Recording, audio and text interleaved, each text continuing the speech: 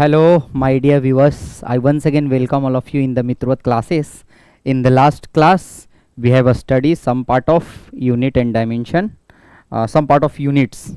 Today, we will start with the rest part of unit and fresh part of dimension. So let's come to the PDF.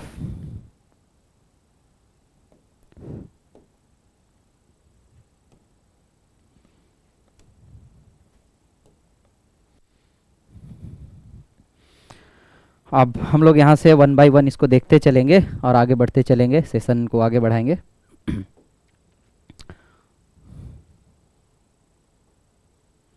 हम लोग यहाँ पे थे, ठीक है। आप लोग को मैं इसका थोड़ा बड़ा कर देता हूँ, साइज़ क्लियर दिखेगा आप लोगों को, ठीक है। तो देखिए हम लोग कहाँ तक पढ़ रहे थे लास्ट क्लास हम लोग पढ़ रहे थे बेस क्वांटिटीज़ के बारे में। तो बेस क्वांटिटी हम लोगों ने पढ़ लिया था कि टोटल लोग जो MKS, FPS, CGS जो पढ़े थे वो लोग 3 लेके चल रहा था। कौन सा? कि एक लंबाई मेज़र करेंगे, एक वज़न मेज़र करेंगे, एक समय को मेज़र करेंगे। SI बोला कि ये 3 के अलावे temperature, electric current, luminous, amount of substance. इसके अलावे 2 और हैं, देखिए यहाँ पे लिखा है 2 और है रेडियन और स्टेरेडियन। आगे पढ़ेंगे हम लोग। वो एंगल को मेज़र करता है, एक प्लेन एंगल को मेज़र करता है, एक सॉलिड एंगल को मेज़र करता है। तो हम लोग अब आगे बढ़ेंगे धीरे धीरे। डेराइव्ड यूनिट भी समझ गए थे, जो फंडामेंटल को गुना भाग जोड़ के लाया जाए, ठीक है, गुना भाग करके लाया जाए, वो डेराइव्ड हो गया इससे, ठीक है। जैसे एक एग्जांपल भी हम लोग देखेंगे। एग्जांपल क्या था? एग्जांपल था मीटर पर सेकेंड, ये डेराइव्ड है, ठीक है, स्पीड का। इसके बाद हम लोग और देखेंगे, फोर्स का देखे थे कि कितना आया था, kg मीटर पर सेकेंड स्क्वायर। हालांकि इसको न्यूटन बोलते हैं, ठीक है, पर यही है बेसिकली यूनिट SI यूनिट में, ठीक है। अब हम लोग डेराइव्ड यूनिट के बारे में 1-2 चीज़ देखेंगे और सीधा आगे बढ़ेंगे। आज यहाँ तक था। डेराइव्ड में बहुत सारे हैं, आप ऐसे फोर्स है, एनर्जी है, पावर है, ठीक है। आप पावर जानते हैं, rate of doing work is called power. Work आना चाहिए, वर्क हमको पता है, जूल, ठीक है।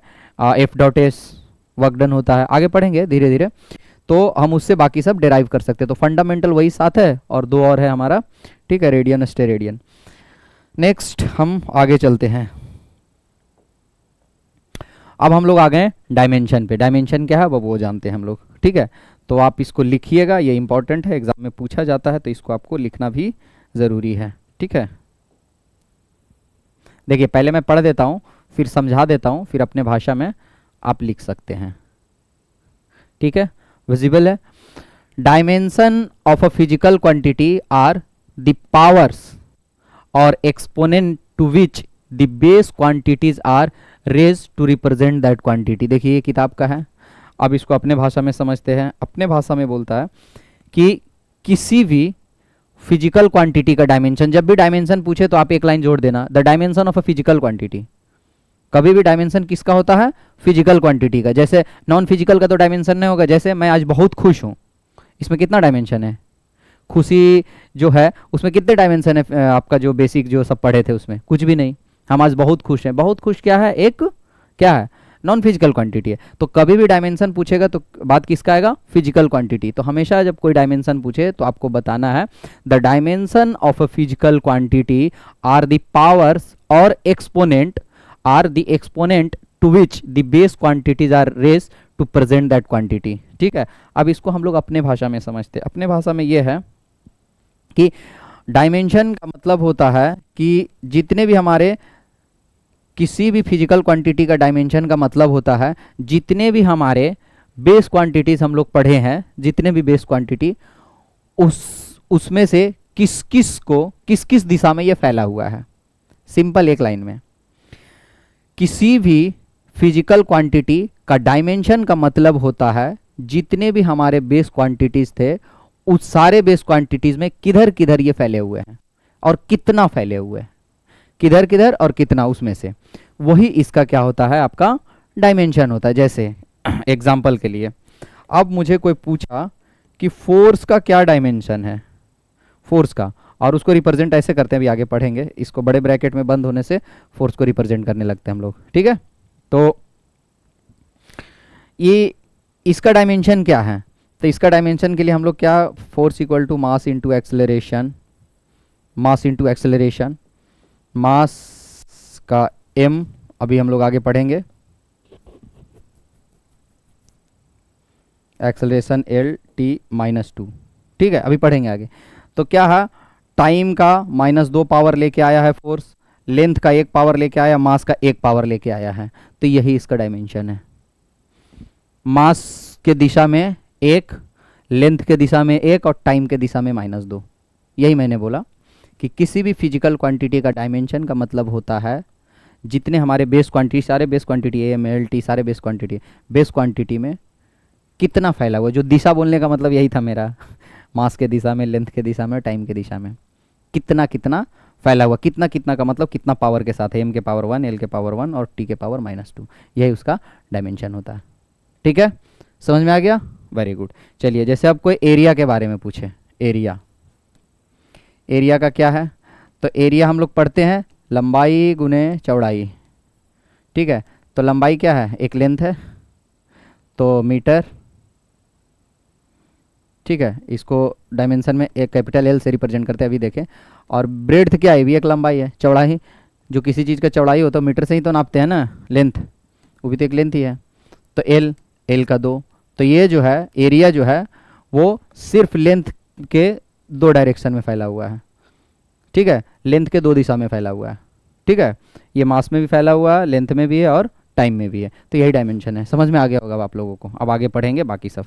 ठीक है, next, to make it clear consider a physical quantity force as we shall time interval velocity. देखिए क्या, फिर जो हम फोर्स को अगर कंसीडर करते हैं तो इसमें क्या है आपका, वेलोसिटी है, एक्सेलरेशन है, मास है। देखिए सेम एग्जांपल है, thus the dimension of force are 1 in mass. देखिए अब ध्यान से एक इंपॉर्टेंट बात बोला, dimension of force is 1 in mass. ये एम एल टी -2 क्या है, इस पर मैं अभी आऊँगा, बस आपको भी देखना है, कन्फ्यूज़ नहीं होना है, ऐसा नहीं कन्फ्यूज़ हो गया।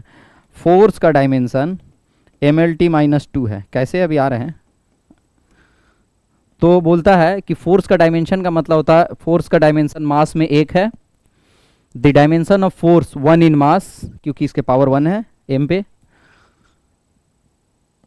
1 इन लेंथ, लेंथ पे 1 है, और -2 टाइम में है। ठीक है, the dimension of all other base quantities are 0। ये क्यों बोला, ये इसलिए बोला कि देखिए इसमें कहीं भी आपको जो हम लोग 7 बेस क्वांटिटी पढ़े थे, ये 3 के अलावा और तो कोई नहीं है ना, तो बाकी को हम इसमें 0 मानेंगे। बाकी को हम क्या मानेंगे, 0, जो हम लोग 7 पढ़े थे। देखिए जैसे इसमें एम्पियर कितना है, फोर्स में कितना एम्पियर आ रहा है, एम्पियर के दिशा में है ही नहीं बेचारा फैला हुआ, तो उसका 0 डायमेंशन होगा फोर्स में। इसके बाद कैंडेला का कितना है, कुछ नहीं, मोल का कुछ है, नहीं है। तो जो फिजिकल क्वांटिटी इन्वॉल्व नहीं होगा इसके डायमेंशन में, उसको हम बोलेंगे कि force has a 0 dimension, force has 0 dimension in luminous intensity, has 0 dimension in current electricity, 0 dimension in other which are not present here, जो इसमें प्रेजेंट नहीं है। बाकी है, मास है तो मास में कहेंगे, लेंथ में कहेंगे, टाइम में कहेंगे। ठीक है, अब आगे आते हैं, ये force equal to M L T -2 का है, ये अभी मैं सोचना, अभी आगे पढ़ेंगे। ठीक है, अब देखिए डायमेंशनल फॉर्मूला, द फिजिकल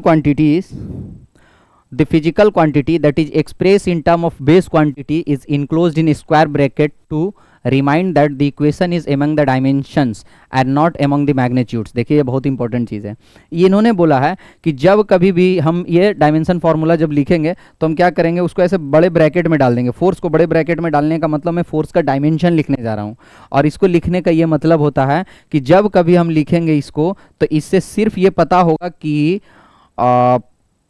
मास में 1 डायमेंशन है, लेंथ में 1 डायमेंशन और टाइम में -2 डायमेंशन, लेकिन ये कभी नहीं बताएगा कि मास में कितना केजी, लेंथ में कितना मीटर और टाइम में कितना सेकंड, ये कभी नहीं बताएगा ये। ठीक है, ये इंश्योर करता है, ध्यान से सुनिएगा। The physical quantity that is express in term of base quantity is enclosed in a square bracket to remind that the equation is among the dimension. ये डायमेंशन में मेरा जो इक्वेशन अभी लिखा है, दिस इक्वल टू दिस, ठीक है, इसमें magnitude and not among the magnitude, thus the above equation may be written as force equal to M L T -2। ठीक है, such an expression for a physical quantity in terms of a base quantity is called the dimensional formula. ठीक है, expression of physical quantity in terms of base quantity, इस physical quantity का इस base quantity में अगर bracket में हम डाल देते हैं तो वो उसको रिप्रेजेंट करेगा उसके डायमेंशनल फॉर्मूला को।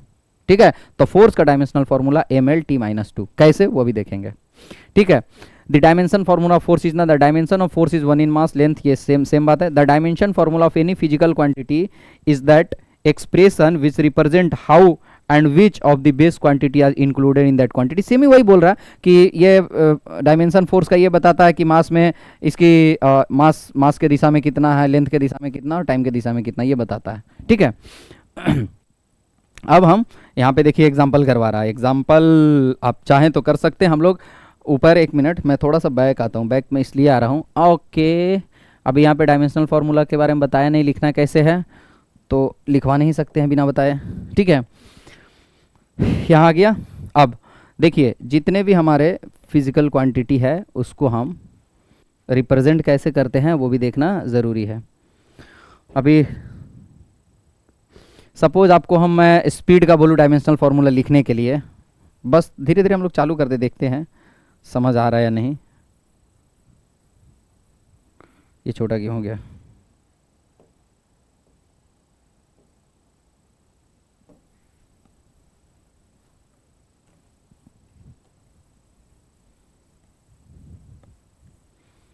स्पीड का हम अगर कोई लिखने बोले तो हम लोग अब लिख सकते हैं, कोशिश करेंगे. Speed equals to distance upon time, ये सब लोग जानते होंगे. तो डिस्टेंस को हम लोग कैसे रिप्रेजेंट करेंगे? डिस्टेंस क्या, एक लेंथ है, एक लेंथ ही तो है. और टाइम जो है हमारा लेंथ अपॉन टाइम. तो इसका क्या होगा? लेंथ को हम लोग डायमेंशनल में कैपिटल एल को ब्रैकेट में डालेंगे और टाइम को टी को ब्रैकेट में डालेंगे. तो क्या हो गया? L upon T. और एल को, ये इसका डायमेंशनल फार्मूला है लेंथ का. मीटर क्या था? मीटर और डायमेंशनल, यूनिट और डायमेंशनल में आप कंफ्यूज मत कीजिएगा. डिस्टेंस का यूनिट है मीटर, यूनिट मीटर है और डायमेंशन कैपिटल एल है. ठीक है, unit metre, dimension capital L. इसी तरह टाइम का यूनिट सेकेंड है. ठीक है, और इसका dimensional formula capital T bracket के अंदर. तो एल और टी ऊपर जाएगा तो -1. तो एल टी -1 ये क्या हो गया? Dimensional formula of the speed. Speed को ऐसे कर दो, ऐसे कर देने से पता चलेगा कि आप डायमेंशनल फार्मूला लिख रहे हैं. ठीक है, तो एल टी -1 आपका डायमेंशनल फार्मूला. यही यहाँ पे बताया. मास में कितना है इसका? मास के दिशा में कितना फैला है? 0. एम्पियर के दिशा में कितना है? 0. कैंडेला के दिशा में कितना है? 0. मोल के दिशा में कितना है? 0. तो जिस मोल को हम लोग MOL से रिप्रेजेंट करते थे. इस पे जो फिजिकल क्वांटिटी साथ हमने ऊपर पढ़ा वो अगर इन्वॉल्व नहीं कर रहा, स्पीड करंट को इन्वॉल्व नहीं कर रहा, तो उसका डायमेंशन 0 होगा. तो a speed has a zero dimension as far as the mole is concerned, as far as the ampere is concerned, as far as the candela is concerned. ठीक है, ये सिर्फ speed has dimension 1 in length and -1 in time. That's all. ठीक है, यहां तक आगे. अब कंप्लीट हम आगे आते हैं. Application of dimensional analysis. अब है कि हम किसी चीज़ का पढ़ते हैं तो वो एप्लीकेशन है तभी तो पढ़ते हैं, ऐसे क्यों पढ़ेंगे? इतना समय तो है नहीं अपने पास. जो ज़रूरत का वही पढ़ेंगे ना. जो ज़रूरत का है उसको पढ़ने के लिए समय नहीं है, तो जो ज़रूरत की नहीं है उसको क्यों पढ़ेंगे हम? ठीक है, तो डायमेंशनल फॉर्मूला पढ़ रहे थे, इसकी कुछ ज़रूरत है, इसके कुछ फ़ायदे हैं, इसलिए पढ़ रहे हैं. तो लिखा है application of dimensional analysis. Dimensional analysis का क्या एप्लीकेशन है? ठीक है, इसको अगर आप बोले तो और मैं बड़ा कर दूं.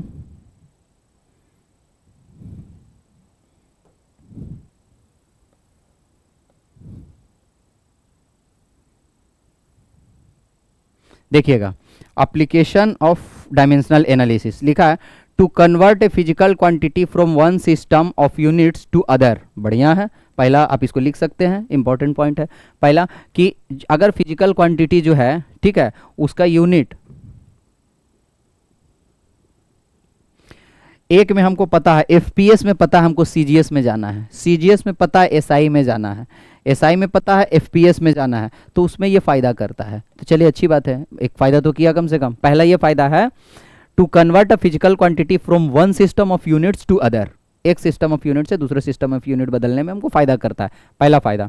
दूसरा फ़ायदा इन्होंने क्या लिखा है? पहले फ़ायदा ही देख लेते हैं एग्जाम्पल से पहले. दूसरा फ़ायदा इन्होंने क्या लिखा है? Next page. दूसरा बोला to check the dimensional correctness of a given physical relation, ये बहुत इंपॉर्टेंट है। पहला दूसरा दोनों आप लिखिए, इसको नोट डाउन कीजिए कि हम लोग का एप्लीकेशन क्या, एप्लीकेशन ऑफ डायमेंशनल फार्मूला। पहला ये है कि हम एक सिस्टम ऑफ यूनिट से दूसरे सिस्टम ऑफ यूनिट्स में कन्वर्ट करेंगे, आसानी होगा। दूसरा बोला है to check the dimensional correctness of a given physical relation, ये बड़ा इंपॉर्टेंट है। क्यों इंपॉर्टेंट, देखिए मैं अभी बताता हूँ तुरंत। जैसे आपका एक एग्जाम्पल ले लेते हैं, क्या सा एग्जाम्पल ले लूँ, डायमेंशनल फार्मूला ये सही है या नहीं, जैसे देखिए बहुत अच्छा एग्जाम्पल इन्होंने दिया है, मैं वही एग्जाम्पल लेता हूँ। दूसरा बहुत इंपॉर्टेंट है, इन्होंने बोला है, आप लोग को दिख रहा होगा, इन्होंने बोला टाइम इक्वस टू, ये सब पढ़ेंगे अभी, इस पे ध्यान मत दीजिए टाइम आ गया कैसे, अभी सब पढ़ेंगे दोलन में, ठीक है। 2 pi root over L upon g, बहुत लोग इसके बारे में सुने होंगे, जो नहीं सुने हो बस याद रखिए कि जो टाइम पीरियड होता है, ठीक है, एक ऑसिलेशन जो पेंडुलम ऑसिलेट करता है ऐसे ऐसे, तो एक कंप्लीट साइकिल यहाँ से स्टार्ट किया, इधर गया, फिर वहाँ गया, फिर वापस वहीं पोजीशन पे आ गया घूम के पूरा साइकिल, तो इतना टाइम लगाता है, इतना टाइम। तो हम ये पढ़ के क्या फ़ायदा हो रहा है, ये पढ़ के ये फ़ायदा हो रहा है कि मैं देखना चाह रहा हूँ कि ये इधर टाइम है तो इसका यूनिट क्या होगा, सेकेंड होगा, टाइम है तो सेकेंड, इसका भी यूनिट सेकेंड होना चाहिए, तभी ये फॉर्मूला को हम डायमेंशनली करेक्ट बोलेंगे। लेकिन देखिए किसी भी एंगल से उधर सेकेंड दिख रहा है, इधर तो टाइम दिख रहा है, लेकिन उधर भी दिखना चाहिए। अगर ये दोनों का यूनिट टाइम आएगा तभी डायमेंशनली करेक्ट इसको फॉर्मूला बोलेंगे, नहीं तो नहीं बोलेंगे। तो दिखते हैं चेक करके आ रहा है कि नहीं आ रहा, ठीक है। अभी आगे और पढ़ेंगे, जो कांस्टेंट होता है वो डायमेंशनल लेस होता है, कांस्टेंट का कोई डायमेंशन नहीं होता है। 5 से 2 पाई 7 पाई 9 पाई उससे कोई लेना, अभी पढ़े थे हम लोग कि डायमेंशनल फार्मूला जो है वो कांस्टेंट या मैग्नीट्यूड के बारे में कुछ बताता ही नहीं है, ठीक है, वो सिर्फ उधर वाले को बताता, फिजिकल क्वांटिटीज़ के बारे में। उसके आगे क्या लगा हुआ है मैग्नीट्यूड से उसको कोई लेना देना नहीं है, इसका आप जीरो लिख सकते हैं डायरेक्टली। तो क्या है, रूट ओवर एल अपॉन जी, तो करके देखते हैं। इधर तो पता हो गया सेकंड, इधर भी अगर सेकंड आएगा तो इस फॉर्मूला को हम डायमेंशनली करेक्ट मानेंगे, नहीं तो नहीं मानेंगे। तो देखिए चेक करते हैं, तो ये एप्लीकेशन है, रूट अंडर एल हो गया आपका, और जी क्या है, जी एक्सेलरेशन है, एक्सेलरेशन ड्यू टू ग्रेविटी। आगे सब पढ़ेंगे, अभी जिनको पता है वो याद रखिए, नहीं तो बस अभी बस ध्यान रखिए कि हाँ जी जो है एक्सेलरेशन ड्यू टू ग्रेविटी है, एक्सेलरेशन ड्यू टू ग्रेविटी। तो अगर ये एक्सेलरेशन है तो एक्सेलरेशन क्या होता है, mass sorry length, acceleration v upon time, sorry acceleration is v upon time, और v क्या होता है, distance upon displacement upon time, और एक टाइम पहले से तो टाइम स्क्वायर हो गया, तो क्या होगा displacement upon time square, displacement upon time square होता है एक्सेलरेशन। डिस्प्लेसमेंट क्या है, एक लेंथ है, टाइम है, और स्क्वायर है तो स्क्वायर, तो एल टी माइनस 2। तो एक्सेलरेशन जो है उसका क्या है, एक्सेलरेशन जो कोई भी एक्सेलरेशन है उसका डायमेंशनल फार्मूला क्या होगा, एल टी माइनस 2। देखिए मैं निकाला, डिस्टेंस अपॉन टाइम स्क्वायर आया। एक्सेलरेशन क्या होता है, velocity per unit time, rate of change of velocity with respect to time, ठीक है। और वेलोसिटी क्या होता है, displacement with respect to time, तो एक टाइम दो टाइम हो गया, लेंथ एक बचा और टाइम दो नीचे बचा, तो L T minus 2। L T minus 2 क्या हो गया, डायमेंशनल फार्मूला ऑफ एक्सेलरेशन। तो एक्सेलरेशन ड्यू टू ग्रेविटी है तो इसका भी डायमेंशनल फार्मूला यही होगा, एल टी माइनस 2। कोई दिक्कत नहीं, एल टी माइनस 2 है। अब एल से एल कैंसिल हो गया, और टी माइनस 2 जो नीचे ऊपर जाके टी स्क्वायर हो जाएगा, प्लस 2 हो जाएगा। अब रूट से ये स्क्वायर खत्म हो जाएगा, तो क्या बचा, टी। तो देखा इधर का भी डायमेंशनल फार्मूला टी आ गया, और इधर का ऑलरेडी टी है ही, तो ये फार्मूला डायमेंशनली करेक्ट है। तो ये एप्लीकेशन है, किसका एप्लीकेशन है, आपका जो हम लोग डायमेंशनल फार्मूला पढ़ रहे हैं उसका फायदा क्या है, तो यही लिखा है, to check the dimensional correctness of a given physical relation. जो फिजिकल रिलेशन दिया हुआ टाइम इक्वल्स टू दिस, ये जो रिश्ता है ये सही है रिश्ता या नहीं है, इसको हम डायमेंशनली चेक कर सकते हो, ये डायमेंशनली करेक्ट है ये रिलेशन, ठीक है। तो दूसरा एप्लीकेशन हो गया। तीसरा जो है वो मुझे पहला जैसा ही लग रहा है, देखिए आप लोग को भी लगेगा, to derive the relation between different physical quantities. अच्छा नहीं, डिफरेंट फिजिकल क्वांटिटी के बीच में जो है ये रिलेशन को बताता है, ठीक है। जैसे अभी जो स्मॉल जी यहाँ पर था, स्मॉल जी अभी हम लोग आगे ग्रेविटेशन में पढ़ेंगे, स्मॉल जी का वैल्यू या कैपिटल जी मीन्स क्या है कि एक हमारा relationship between the different physical quantity, different physical quantity है, जैसे मास डिफरेंट फिजिकल क्वांटिटी है। देखिए कैसे है बताता है, सिंपल है, ज़्यादा कुछ है नहीं, मतलब ऊपर जो पढ़े वही है, कुछ है नहीं। जैसे पहला ही एग्जांपल से आपको समझा देते हैं। ये बोला कि डिफरेंट फिजिकल क्वांटिटी में रिलेशन एस्टैब्लिश करता है, तो रिलेशन एस्टैब्लिश तो कर ही रहा है। फोर्स एक अलग फिजिकल क्वांटिटी है, मास एक अलग फिजिकल क्वांटिटी है, और एल टी माइनस टू जो एक्सेलरेशन है ये अलग फिजिकल क्वांटिटी है। तो रिश्ता बता दिया ना कि फोर्स जो है वो किसके किसके साथ बंधा हुआ, मास के साथ और एक्सेलरेशन के साथ। रिश्ता बताया ना कि जो फोर्स है वो मास और एक्सेलरेशन के साथ रिश्ता रखता है, एम्पियर के साथ रिश्ता नहीं रखता है, एम्पियर के साथ रिश्ता नहीं रखता है, कैंडेला के साथ रिश्ता नहीं रखता है, ठीक है, इसके साथ रखता है, तो रिलेशन बताता है। तो जो हम लोग पहले पढ़े वही है तीसरा पॉइंट। तीसरा पॉइंट ऐसे तीनों आप लिख लीजिए। पहला क्या था, सबसे पहला एक सिस्टम से दूसरे सिस्टम में हम चेंज करने में आसानी करता है। दूसरा फॉर्मूला के करेक्टनेस को चेक करता है कि डायमेंशनली करेक्ट है या नहीं। तीसरा है रिलेशन डिराइव करता है डिफरेंट फिजिकल क्वांटिटीज़ में, ठीक है। लेकिन एक प्रॉब्लम है इसमें, प्रॉब्लम नहीं है, यहाँ तक तो ठीक है। इसके बाद सारा काम ये नहीं कर पाता है, टोटल का टोटल काम ये नहीं कर पाता है बेचारा। ये तीन चीज़ देखो क्या बोला, इसका एक लिमिटेशन से आगे चल के। लिमिटेशन क्या है, in mechanics the formula for a physical quantity depending on more than 3 physical quantities can not be derived, it can only be checked. देखिए ये एक इंपॉर्टेंट चीज़ है, मैं आपको बता रहा हूँ ये क्यों इंपॉर्टेंट है, ध्यान से सुनिएगा।